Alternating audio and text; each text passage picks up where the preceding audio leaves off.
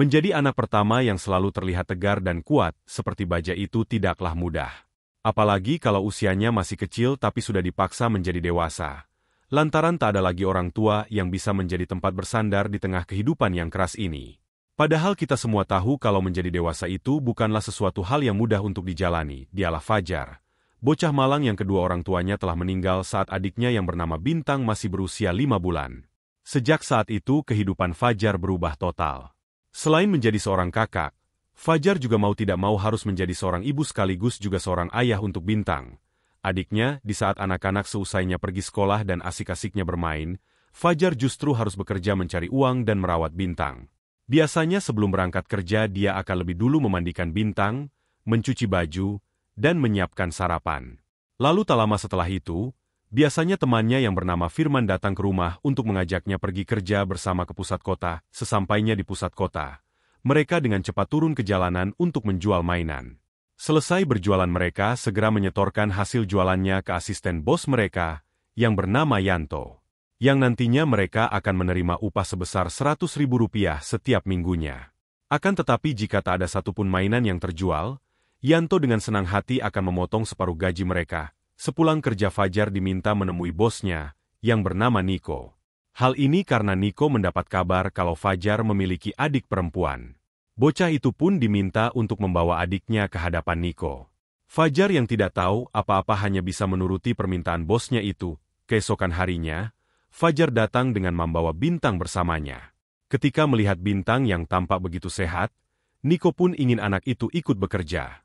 Fajar yang sangat menyayangi adiknya, tentu saja tidak setuju.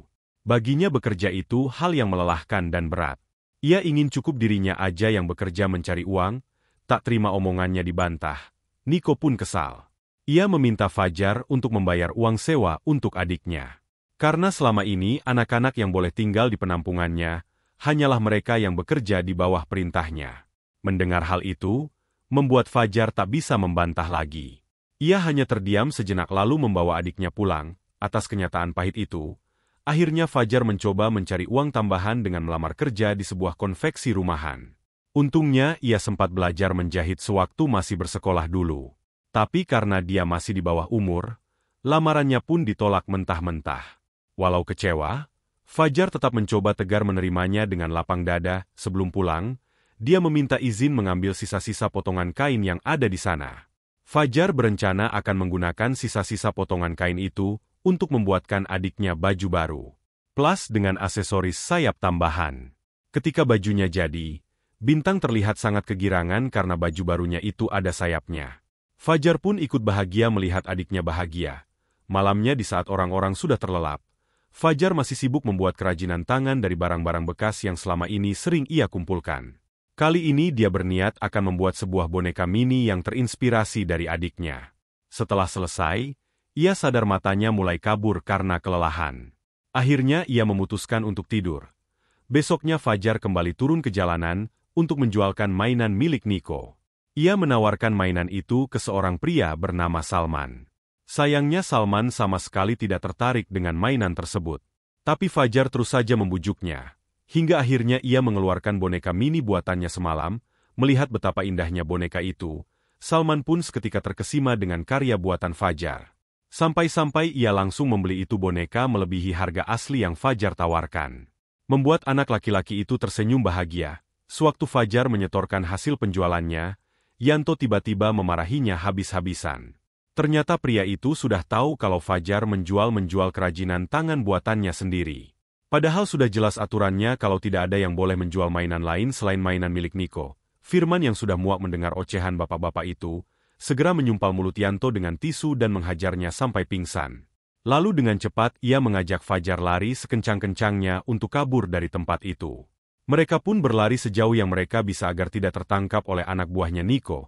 Akibat kejadian tersebut, Firman tahu kalau Niko tak akan melepaskan mereka berdua begitu saja. Untuk itu Firman mengajak Fajar untuk pergi keluar kota. Namun Fajar menolaknya. Karena baginya kota itu penuh dengan kenangan. Dan di kota itu pula ia bisa bekerja dan menghidupi adiknya. Mendengar pernyataan tersebut, akhirnya Firman memutuskan untuk kabur sendirian. Sementara Fajar kembali ke penampungan. Sesampainya di penampungan, Ia terkejut melihat Nico dan anak buahnya telah menunggunya. Tanpa basa-basi Nico pun langsung menanyakan keberadaan Firman padanya. Namun dia terus saja menutup mulutnya hingga membuat Nico kehilangan kesabarannya. Dengan tegas pria itu mengusir Fajar dan Bintang dari penampungan. Mendengar hal itu, sontak membuat Fajar bersujud di kaki Nico agar pria itu merubah keputusannya. Namun semua itu sia-sia. Ia tak mampu meluluhkan hati pria tersebut. Semua keputusannya tidak bisa diganggu-gugat. Sambil menahan tangis, Fajar mengajak Bintang segera mengemasi barang-barang mereka.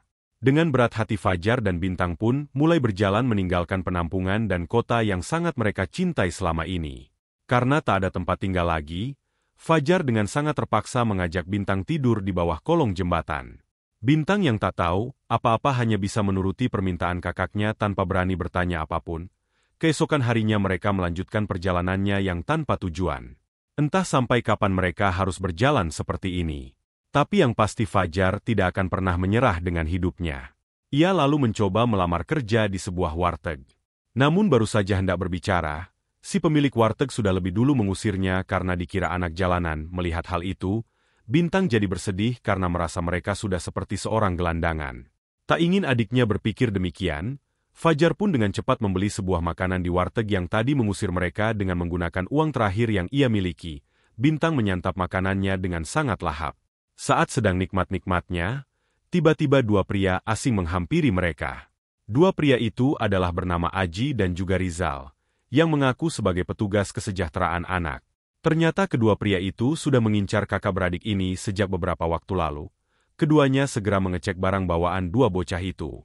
Sambil ketakutan Fajar mencoba menjelaskan bahwa dia dan Bintang adalah seorang yatim piatu. Kedua orang tua mereka telah meninggal sejak Bintang bayi. Mendengar kenyataan itu, Aji dan Rizal langsung mengajak mereka berdua ke yayasan anak. Namun dalam perjalanan menuju yayasan Fajar tak sengaja mendengar percakapan di antara kedua petugas itu. Mereka mengatakan kalau Fajar dan Bintang akan ditempatkan di yayasan yang berbeda. Hal ini pun membuat Fajar berpikir keras. Ia tidak mau kalau sampai nanti berpisah dengan adiknya. Karena Bintang adalah satu-satunya keluarga yang ia miliki, ketika Aji meminta Rizal menghentikan sejenak mobilnya untuk beli rokok, disitulah dia diam-diam mengajak Bintang kabur.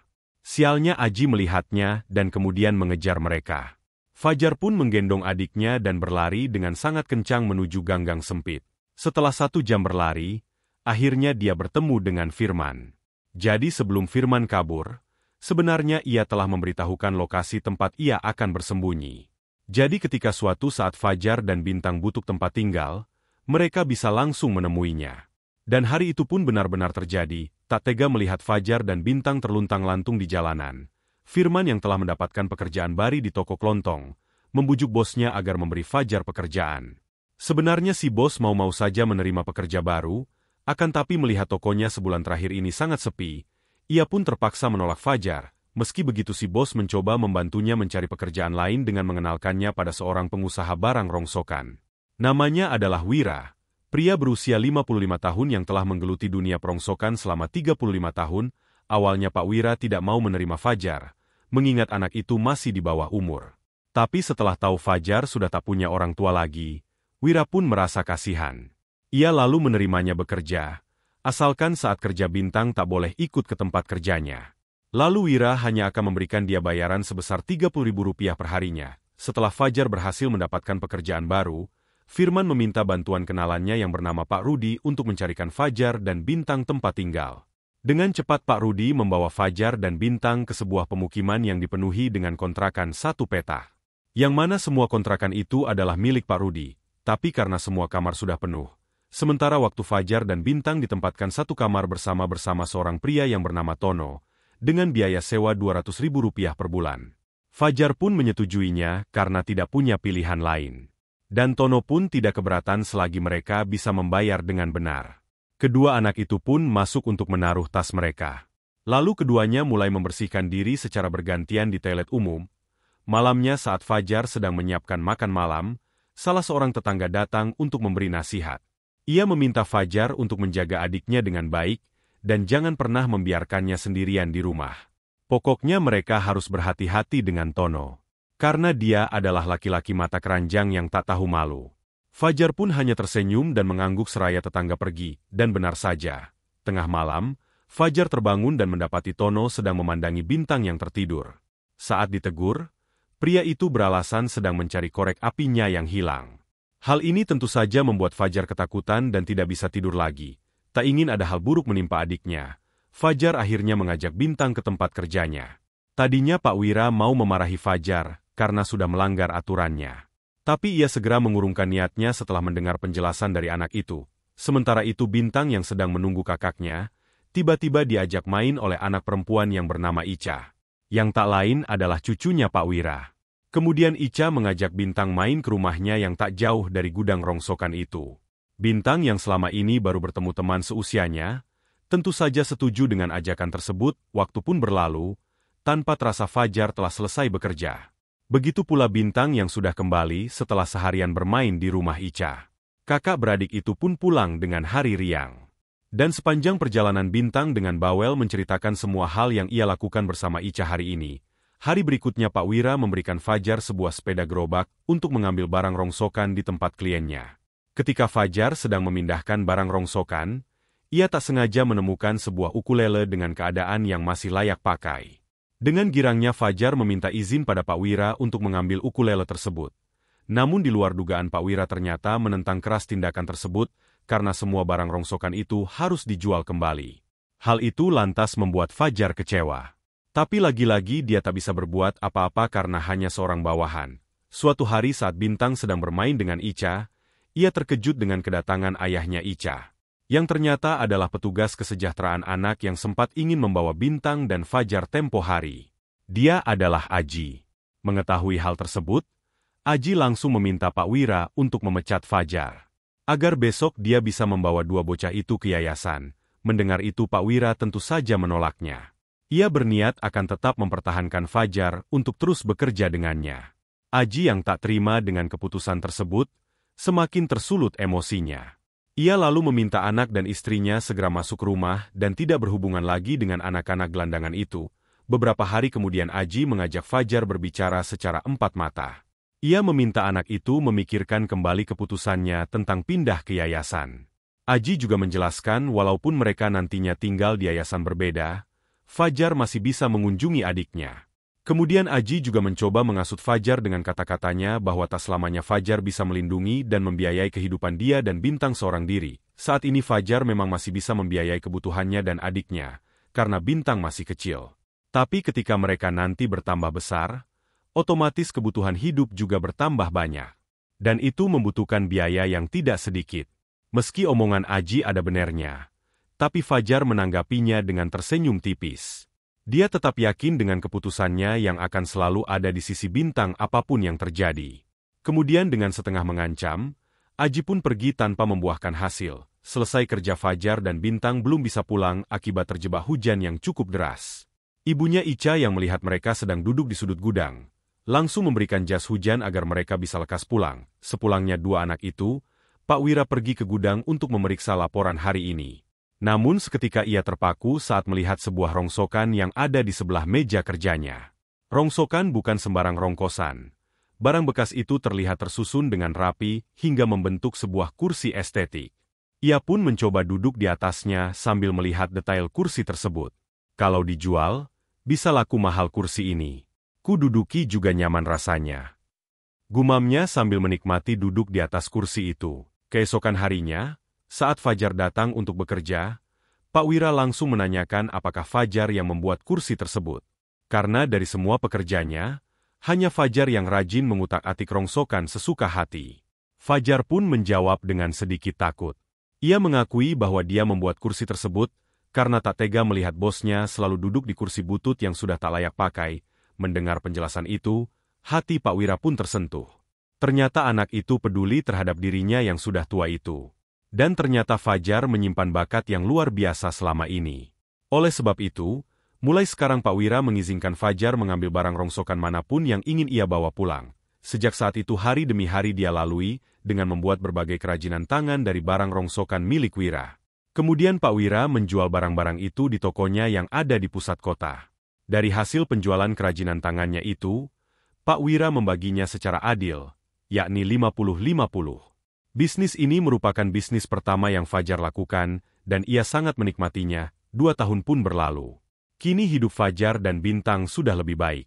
Berkat pendapatannya selama ini, ia berhasil menabung dan membeli rumah baru. Rumah sederhana namun penuh makna. Tak hanya itu, ia juga melanjutkan sekolahnya yang sempat putus karena kurang biaya. Bahkan Bintang yang sudah menginjak umur 6 tahun, akhirnya bisa menikmati kehidupan sekolah dan bermain selayaknya anak seusianya. Semua itu bisa ia raih berkat bantuan dari orang-orang terdekatnya. Terkhusus Firman. Berkat Firman, Fajar bisa bertemu dengan Pak Wira dan mendalami bisnis dari beliau. Dan berkat Firman pula Fajar bisa bertemu dengan bos pemilik toko sekaligus bapak angkatnya saat ini. Pak Hasan. Awalnya Fajar hanya merasa berterima kasih pada Pak Hasan, karena sudah bersikap baik padanya, dan membantunya mendapatkan pekerjaan. Namun karena dia butuh wali untuk mengurus berkas sekolahnya dan Bintang, akhirnya dia meminta tolong pada Pak Hasan dan istrinya untuk bersedia mengadopsinya sampai usianya 17 tahun.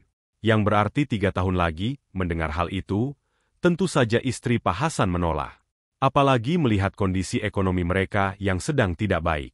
Namun Fajar terus meyakinkan keduanya bahwa dia dan adiknya tidak akan meminta sepeser pun dari mereka dan akan mencari nafkah sendiri. Ia juga menceritakan bisnis yang sedang ia jalankan bersama dengan Pak Wiraguna menjadi bahan pertimbangan bagi Pak Hasan dan istrinya setelah berdiskusi panjang. Dan berkat dorongan Firman, akhirnya Pak Hasan dan istrinya bersedia mengadopsi mereka. Termasuk Firman. Pasangan suami istri itu menjadi kasihan dengan nasib mereka bertiga. Di usianya yang masih belia, mereka terpaksa hidup dalam kepahitan karena tuntutan keadaan. Ditambah lagi selama 5 tahun menikah Pak Hasan dan istri belum juga dikaruniai buah hati.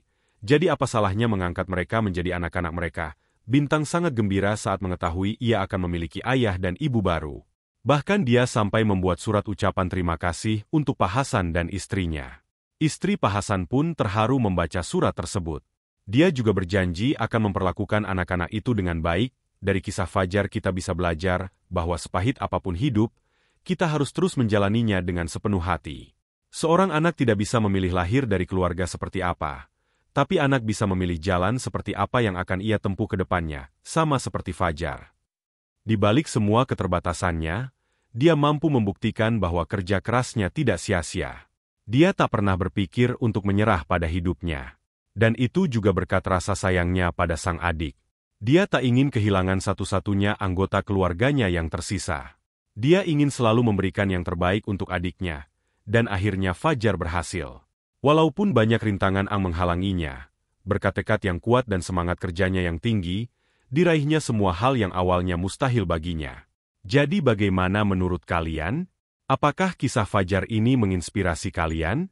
Terima kasih sudah setia menonton channel kami.